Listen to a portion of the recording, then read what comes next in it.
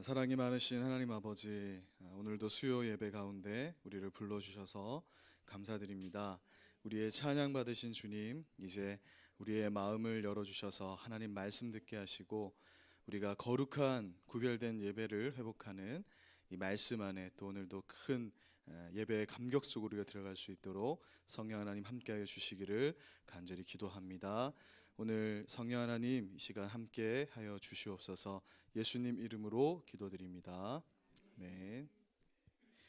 우리 옆에 분들과 한번 인사 나누겠습니다. 당신을 보니 행복합니다 하고 인사하겠습니다. 네, 감사합니다. 네, 오늘은 구별된 예배를 드리는 참된 예배자라는 제목, 거룩한 예배의 회복을 주제로 같이 말씀을 나누겠습니다. 오늘 레위기 1장 1절에서 9절까지 말씀 한 절씩 교독하겠습니다. 여호와께서 회막에서 모세를 부르시고 그에게 말씀하여 이르시되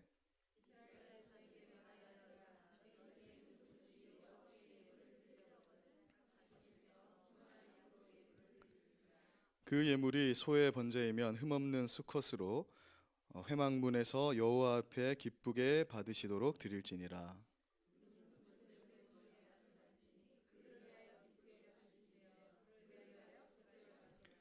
그는 여호와 앞에서 그 수송아지를 잡을 것이요 아론의 자손 제사장들은 그 피를 가져다가 회막문 앞 제반 사방에 뿌릴 것이며 제사장 아론의 자손들은 제단 위에 불을 붙이고 불 위에 나무를 버려놓고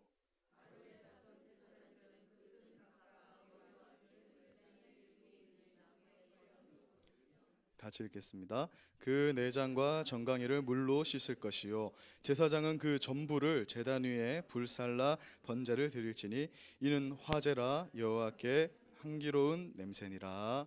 아멘.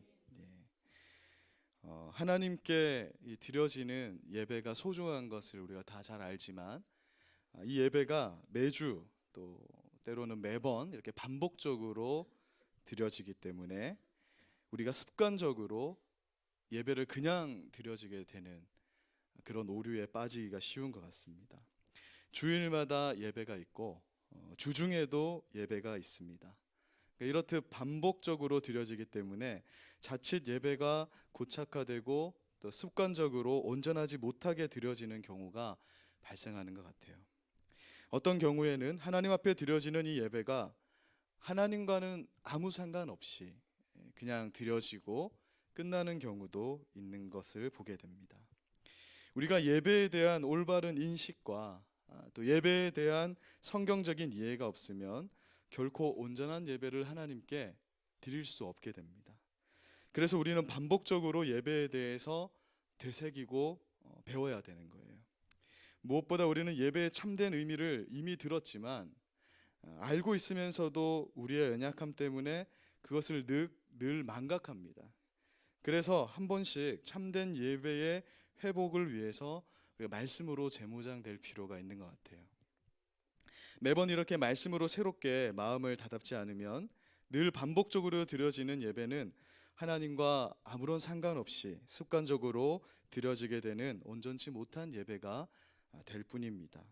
우리가 하나님께서 연락하지 않는 예배를 드린다면 가인이 그 예배를 드렸을 때 하나님 받지 않으셨던 것처럼 우리의 예배자의 모습은 세상에서 가장 불행한 그런 예배자의 모습이 될 수밖에 없는 것입니다. 그래서 우리는 늘 말씀으로 다시 예배의 참된 의미를 되새겨야 돼요. 왜냐하면 우리가 하나님과 소통하고 관계하는 것 중에 가장 밀접하고 늘상 드려지게 되는 것이 예배이기 때문에 그렇습니다. 그래서 거룩한 예배를 회복하는 것이 우리 신앙의 삶 속에 아주 중요한 부분을 차지하는 것입니다. 예배가 반복적인 만큼 오늘 우리가 나누게 될 참된 예배의 모습에 대한 말씀도 사실 반복적일 수 있지만 다시 한번 우리가 말씀으로 참된 예배자로 서게 되는 그런 우리들의 모습이 되기를 주님의 이름으로 소망합니다. 오늘 우리가 읽은 본문 말씀인 이 레위기는요, 하나님의 선택을 받은 백성들이 이미 하나님의 자녀가 된 백성들에게 너희는 어떻게 살아야 될 것인지에 대해서 알려주는 그런 신앙의 지침서라고 할 수 있습니다. 그래서 이 레위기 말씀은 예수님께서 산상수훈 말씀을 하심으로써 완성되게 돼요. 즉 레위기와 산상수훈 말씀은 값없이 구원을 받은 우리 하나님의 자녀들, 그 하나님 나라의 백성들이 어떻게 살아야 하는가에 대한 삶의 지침서라고 생각하시면 됩니다. 그래서 레위기의 핵심 주제는 거룩이라는 주제를 가지고 있어요. 거룩이라는 것은 거룩하다 이런 의미는 어떤 것과 구별되었다 이런 의미를 가지고 있습니다. 우리가 하나님의 어떠하심에 대해서 고백할 때 하나님은 거룩한 분이십니다 이렇게 우리가 고백도 하고 묵상도 합니다. 근데 여기서 말하는 그 하나님의 거룩한 하나님이라고 할 때 이 거룩은 사람에 비해서 나타나는 그 하나님의 어떤 도덕적 우위를 말하는 것이 아니에요. 물론 그런 의미도 있겠지만 이 거룩하다라는 의미의 참뜻은 뭐냐면 사람과 여타 피조물과 구별되는 하나님의 그 구별되는 속성, 사람이 감히 범접할 수 없는 하나님의 그런 속성을 말하는 것입니다. 하나님께서 사람을 비롯한 모든 세상에 존재하게 하신 그 존재하는 창조물들과 구별되는 분이시다. 하나님은 그것들을 창조하신 분이시고 이 세상에 존재하는 것들은 하나님으로 인해서 존재하게 된 것이다라는 것을 말할 때 우리는 하나님의 거룩하심 이렇게 표현을 하는 것입니다. 그런데 베드로전서 1장 16절을 보니 하나님께서 이렇게 말씀하십니다. 이렇게 거룩하게 구별되신 하나님께서 이제 너희가 내 안으로 내 자녀가 되었으면 내가 거룩하기 때문에 너희도 거룩해야 한다 이런 요구를 하시는 거예요. 그러니까 거룩이라는 것이 구별됨을 의미한다면 이제 우리에게 하나님 무엇을 말씀하시냐면 내가 세상의 것들과 구별된 것처럼 이제 너희도 세상 사람들과는 뭐가 달라도 달라야 된다. 그러면서 우리에게 율법을 주신 거거든요. 세상과 다른 모습으로 살아가야 돼. 내가 거룩하기 때문에 너희도 거룩해야 된단다. 이런 말씀을 하고 있는 것이 바로 베드로전서 1장 16절 말씀입니다. 앞서 거룩의 의미가 구별됨이라고 말씀드렸잖아요. 그런 의미에서 레위기에 기록되어 있는 이 제사의 방법, 즉 예배의 방법은 이방인들이 행하는 종교 행위와는 반드시 구별돼야 된다라는 것을 강조하고 있는 것입니다. 모름지기 하나님의 백성들은 하나님을 모르는 이방인들과 자신이 예배하는 신을 대하는 그 태도와 모습부터 달라야 된다는 걸 말하는 거예요. 왜냐하면 우리가 섬기는 하나님은 다른 이방의 신들, 그 우상들과는 비교할 수 없는 거룩성을 가지고 계신 분이기 때문에 그런 것입니다. 즉 레위기는 거룩하게 구별된 하나님을 섬기는 거룩한 하나님의 백성들은 모든 부분에서 하나님을 모르는 이방 민족들과 구별되어야 함을 가르치는 책인 거예요. 예를 들어서 하나님이 레위기 11장에서 너희는 이것은 먹고 이것은 먹지 마라 이렇게 율법을 주십니다. 그래서 유대인들은 돼지고기를 먹을 수 없었잖아요. 하나님이 돼지고기를 먹지 마라.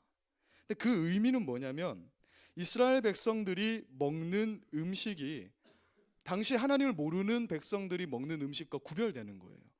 쟤네들은 왜 돼지고기를 먹지 않지? 굉장히 맛있는 돼지고기인데 그렇잖아요. 그 돼지고기를 먹지 않는 것만으로도 사람들의 주목을 받게 되는 겁니다. 사람들이 쟤들은 도대체 왜 저렇게 사느냐 주목함으로써 모든 그 하나님 모르는 사람들이 이스라엘을 주목하고 그들이 하나님을 잘 섬길 때 하나님이 복을 주는 모습을 보고 하나님께로 그 이방의 나라들이 돌아오게 하는 역할을 감당하게 한 것이 제사장 나로서의 이스라엘의 목적이었어요. 그래서 하나님은 반드시 가나안이 보편적으로 가지고 있던 풍속과는 다른 풍속을 그들에게 주시고 율법으로 그것을 지키라고 행하신 것이었습니다. 먹는 음식도 다르고 입는 옷도 하나님이 다 제정해 주셨어요. 너희는 흰 옷을 입고 통으로 짠 옷을 입고 제사장들은 어떤 옷을 입고 그런 것들이 당시 가나안의 다른 나라들에게는 없는 문화였기 때문에 그들은 주목받을 수밖에 없었다라는 것이죠. 하나님께서는 이것을 염두에 두신 것입니다. 이방인들과는 뭐가 달라도 다른 거룩하게 구별된 이스라엘 백성들이 하나님을 잘 섬겨서 복을 받는 모습 그 자체가 그들이 하나님을 전하는 복음 증거자의 삶의 모습으로 살아가는 제사장 나라의 모습이었다라고 말씀하고 있는 거예요. 오늘날도 마찬가지입니다. 우리가 그리스도인으로서 벌써 구별되어 있어요. 오늘 수요일인데 다른 사람들 다 집에서 쉬거든요. 우리는 예배하러 이 자리에 나옵니다. 주일이 돼도 다른 사람들 다 놀러 가는데 우리는 이 교회로 나오잖아요. 구별되었다라는 거예요. 차별됐다. 뭔가 다르기 때문에 우리를 반드시 주목하게 됩니다. 그런데 우리가 하나님을 잘 섬기고 하나님의 뜻대로 살 때 하나님 복을 주시거든요. 그러면 사람들이 주목하는 거예요. 저들에게는 왜 복이 있는가? 하나님이 참신이구나.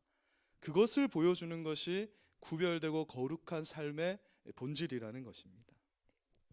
그래서 하나님께서 이스라엘에게 요구하신 제사의 모습, 즉 예배의 모습은 당시 가나안 지역에서 우상을 섬기던 그들의 제사의 모습과는 완전히 달랐다라는 것입니다.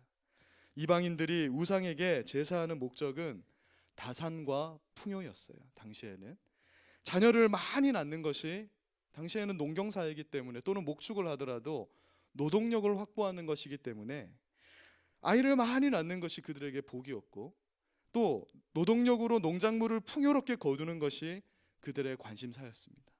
그들이 우상을 섬기는 목적은 단 하나, 이 세상의 풍요를 위한 것이었다라고 말하고 있는 것이죠. 하나님을 모르는 이방인들의 이러한 종교 생활의 목적은 지금도 여전히 지속되고 있습니다. 대부분의 경우에 하나님을 모르는 우상을 숭배하는 사람들이 종교 행위를 하는 목적은 마음의 안정을 얻거나, 또는 물질적 부를 얻거나, 자녀들이 잘 되는 것 등과 같이 먹고 마시는 목적의 문제에 기결되어 있는 것을 보게 돼요. 그들의 신을 섬기는 데에는 다른 이유가 없는 것입니다. 그러나 그리스도인들의 예배의 모습은 그 목적에서부터 구별성을 가지는 거예요. 우리가 하나님께 예배를 드릴 때마다 절대 잊지 말아야 하는 것은, 우리가 하나님을 예배하는 목적은 이미 우리를 죄에서 구원하신 하나님의 사랑과 예수 그리스도의 은혜에 대한 반응이라는 사실입니다.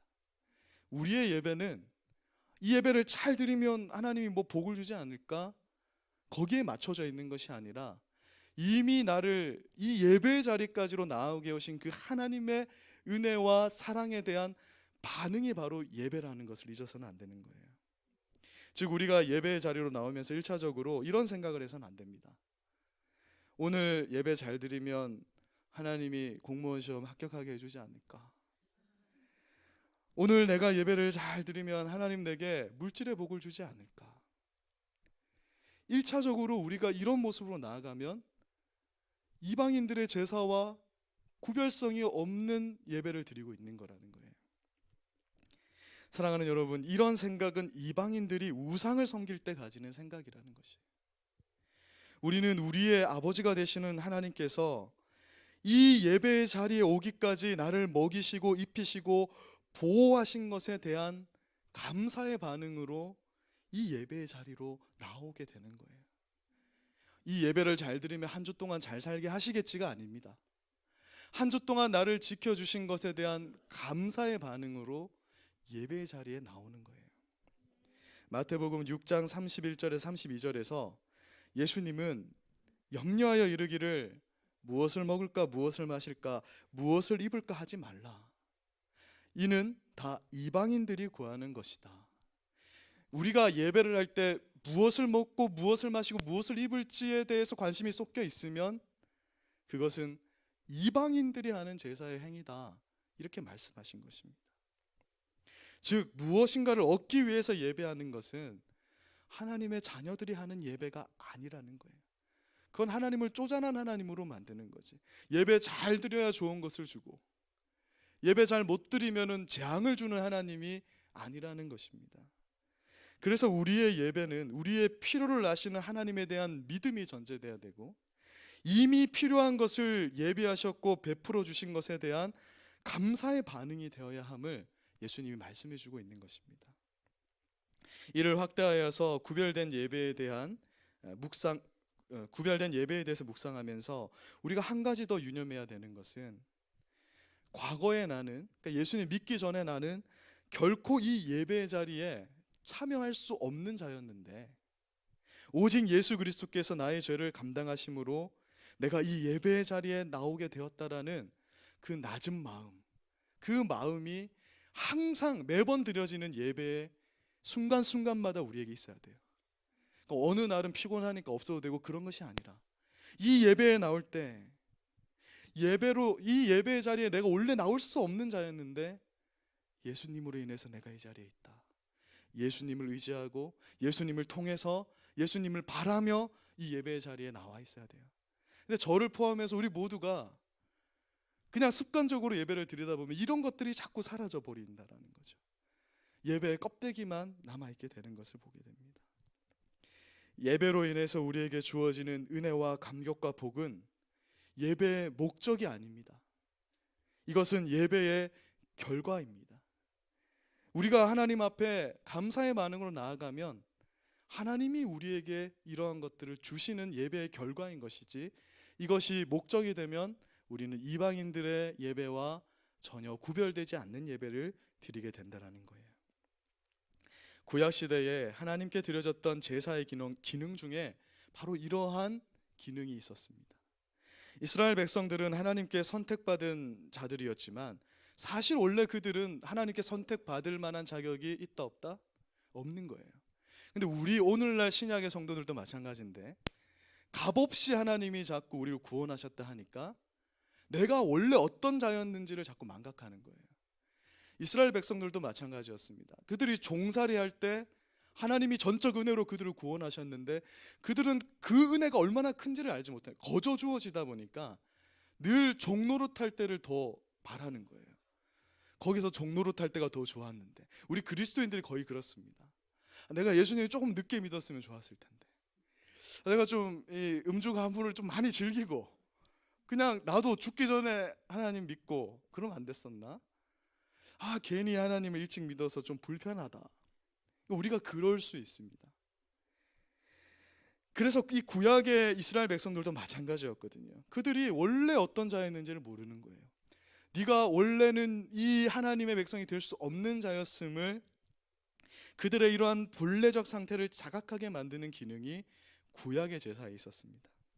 오늘 우리가 읽은 본문 말씀인 번제를 통해서 이 내용을 한번 상세히 살펴보면요, 이스라엘 백성들이 제사를 드릴 때는 제사를 드리는 자가 직접 자기가 가져온 짐승의 머리에다가 안수를 합니다. 오늘 사진을 보시면 이런 식으로 머리에다가 안수를 하는 거예요. 이 안수를 하다라는 말이 히브리어로 샤마크라는 말입니다. 샤마크라는 건 뭐냐면 힘을 주어서 누르는 거예요. 그냥 이렇게 우리 목사님이 우리 성도님들 안수할 때 듯이 이렇게 슬며시 올리는 것이 아니라 꽉 누르는 거예요. 그럼 짐승이 어떻게 할까요? 우리 라도라면 모르겠는데 보통의 짐승들은 고개를 이제 안 숙이려고 막 버티겠죠. 억지로 누르는 것입니다. 제물의 머리에 손을 올려서 힘을 주어 누르는 이 행위가 뭘 의미하냐면, 이 제물과 내가 지금 하나다, 이제 하나가 되는 것이다라는 것을 의미합니다. 그러면서 이 짐승에게 안수할 때 내게 있는 죄가 이 짐승에게 일시적으로, 그러니까 원래는 예수님이 하실 일이니까 모형적으로 하는 것이니까 일시적으로 나의 죄가 이 희생 제물에게 대신 들어가게 된다라는 의미를 갖고 있는 거예요. 그러니까 내 죄가 너에게 전달된다, 이런 의미로 자기가 가져온 짐승에게 직접 안수를 하는 겁니다. 그리고 안수를 마친 후에는 직접 자신이 가지고 온 희생 제물을 죽여야 했습니다. 제사장이 대신 죽여주는 것이 아니에요. 함께 레위기 1장 5, 6절 말씀 한번 읽어보겠습니다. 시작.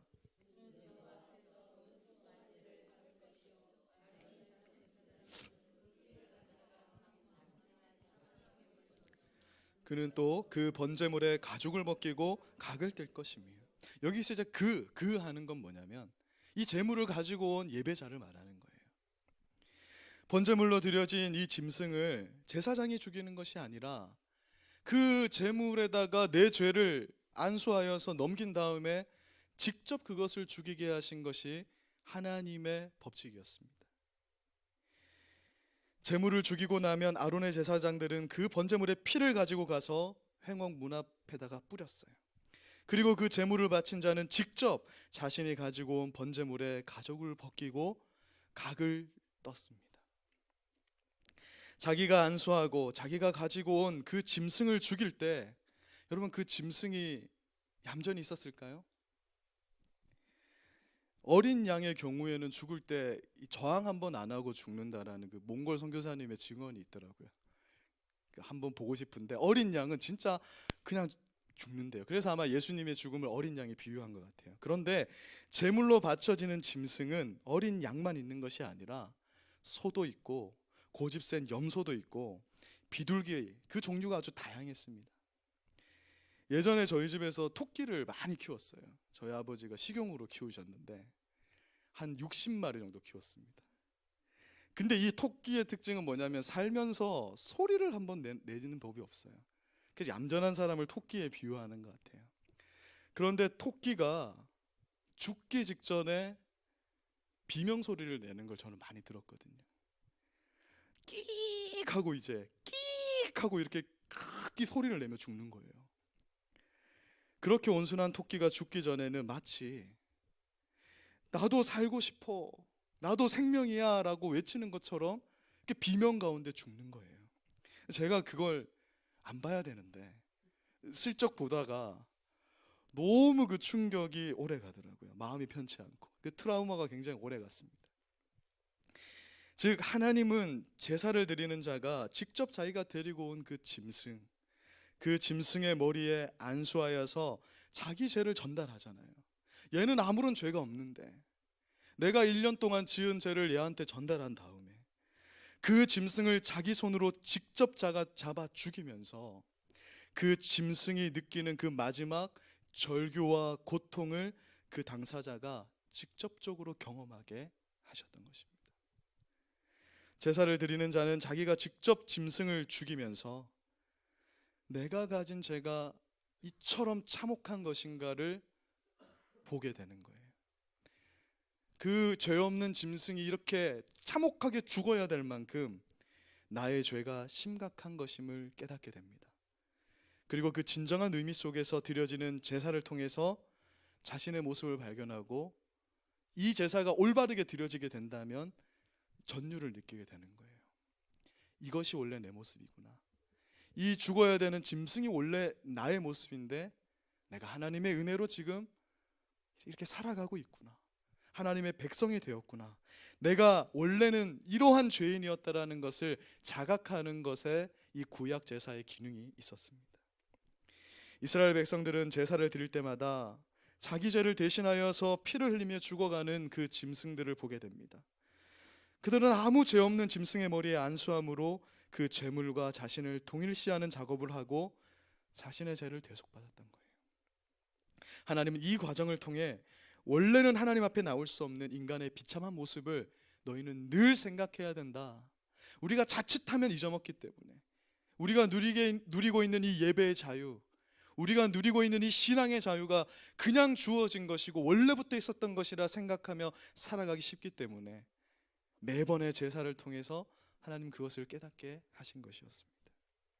특히 유월절에 어린 양을 잡을 때는요, 유월절 해당일로부터 14일 전에 미리 어린 양을 한 마리 골라내게 됩니다. 출애굽기 12장 6절을 보니까 유월절이 되기 14일 전에 미리 일련된 양을 선택하여서 따로 구별해 놓았다라고 말해요. 전승에 의하면 유대인들은 구별된 어린 양과 유월절이 되기 사흘 전부터 이 어린 양과 함께 지냈다라고 그렇게 전해집니다. 그러니까 아이들하고 막 놀 거 아니에요. 이 어린 양, 한번 이렇게 생긴 어린 양, 이거보다는 좀 더 컸겠지만, 근데 이 귀여운 어린 양하고 같이 사는데 유월절이 되면 아빠가 이 어린 양을 잡는 거예요. 그러면 자녀들이 물어볼 것 아닙니까? 아빠 왜 흰둥이 왜 죽이냐? 얘를 왜 죽이냐고 이렇게 막 울고불고 난리가 날 겁니다. 아마 순수한 아이라면. 그때 아빠가 얘기하는 거예요. 이 양은 우리 가족의 죄를 대신해서 죽는 것이다. 지금 그 양과 친해질 때쯤에 처절하게 그 양이 죽는 모습을 보면서 하나님의 마음과 자신들의 죄를 리얼하게 확인하게 되는 것입니다.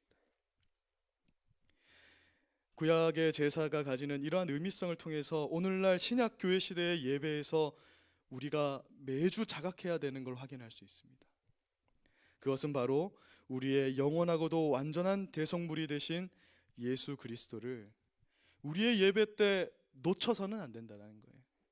함께 마가복음 10장 45절을 읽어보겠습니다. 시작. 인자가 온 것은 섬김을 받으려 함이 아니라 도리어 섬기려 하고 자기 목숨을 많은 사람의 대속물로 주려 함이니라. 구약시대의 제사 가운데 제물로 드려지던 짐승들은 사실 그림자에 불과한 것이었죠. 오실 예수 그리스도의 모형이었다라는 거예요. 마가복음 10장 45절은 분명히 말씀합니다.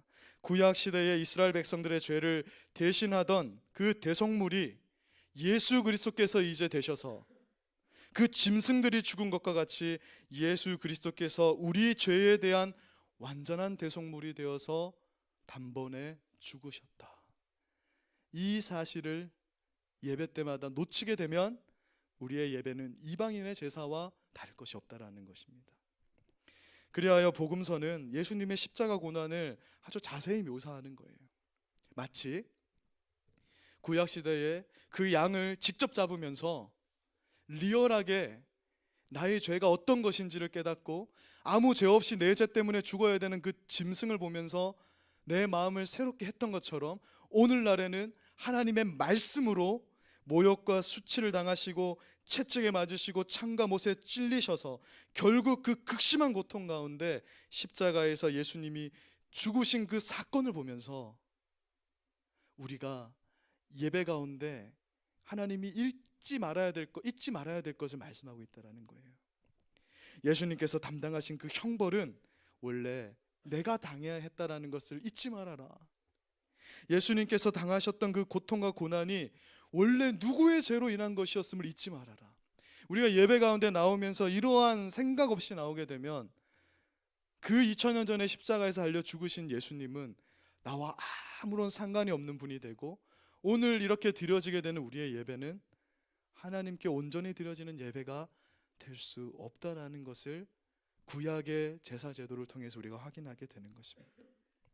그래서 우리는 예배 때마다 나를 위해서 나의 죄를 대속하여 죽으신 예수님을 언제나 늘 떠올려야 되는 거예요. 예배 가운데 이 예수님에 대한 묵상이 없으면 우리의 예배는 모두 잘못된 것입니다. 예수님이 없는 예배는 예배가 아니에요. 저는 이것을 정원 목사님 제대로 알고 얘기하는 겁니까? 이거는 정말이에요. 예수님이 없는 예배는 결코 예배가 될 수 없습니다. 하나님만 좀 생각하고 가면 안 됩니까? 안 돼요. 원래 하나이십니다. 삼위일체 하나님은. 예수님이 없는 예배는 예배일 수가 없어요. 구약시대의 제사의 목적이 죄로부터의 구속과 용서함을 기억하는 것이었다면 이 시대의 예배도 마찬가지라는 거예요.